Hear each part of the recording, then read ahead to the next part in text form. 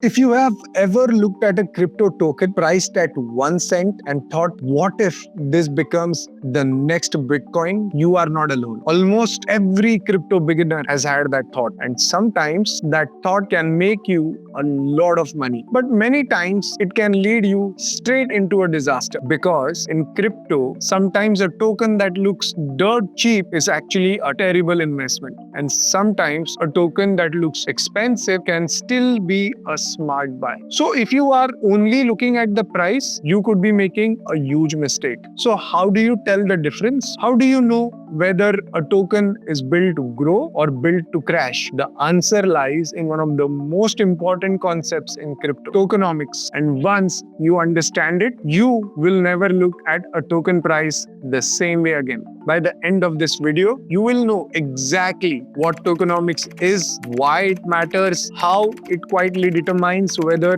a token becomes incredibly valuable or collapses. So, what exactly is tokenomics? The word tokenomics is a combination of token and economics. In simple words, tokenomics is the rule book of a crypto token. It decides how many tokens exist, who gets them, when new tokens are released, what the token is used for, and what gives it value. Think of it like rules of Monopoly. If the rules are fair, everyone wants to keep playing. But if one player is allowed to print unlimited money, the game breaks. That is exactly how crypto works. If the rules are bad, the token usually fails. If the rules are well designed, the token becomes extremely valuable. That hidden rule book is called tokenomics, and it is often the real reason why one token becomes worth billions while another crashes to zero. To understand tokenomics, you only need to understand four things: supply, distribution, utility, and monetary policy. Master these four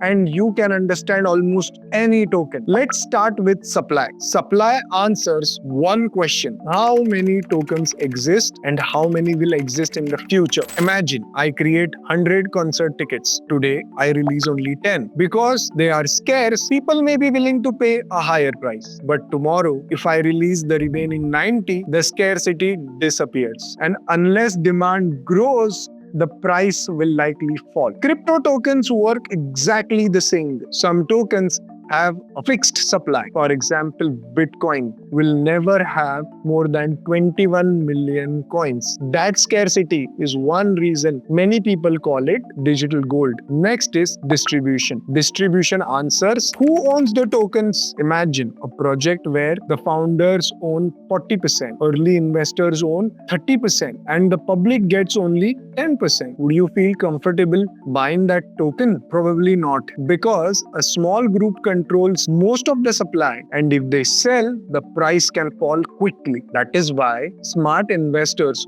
always check who owns what. Next comes utility. Utility answers why would anyone want this token? If a token has no real use, there may be no lasting demand. And without demand, price eventually struggles. Think about airline miles. Why do they have value? Because you can use them to book flights. If they had no use, they would be worthless. Crypto tokens are exactly the same. For example, Ethereum is used to pay gas fees. BNB is used across BNB ecosystem. Stronger the utility, stronger the demand. And finally, monetary policy. Monetary policy answers will supply increase or decrease over time. Some tokens are inflationary. That means new tokens are continuously created. Some tokens are deflationary. That means supply decreases over time. One common method is token burning. Burning means tokens are permanently removed from the circulation. Fewer tokens can increase scarcity, and scarcity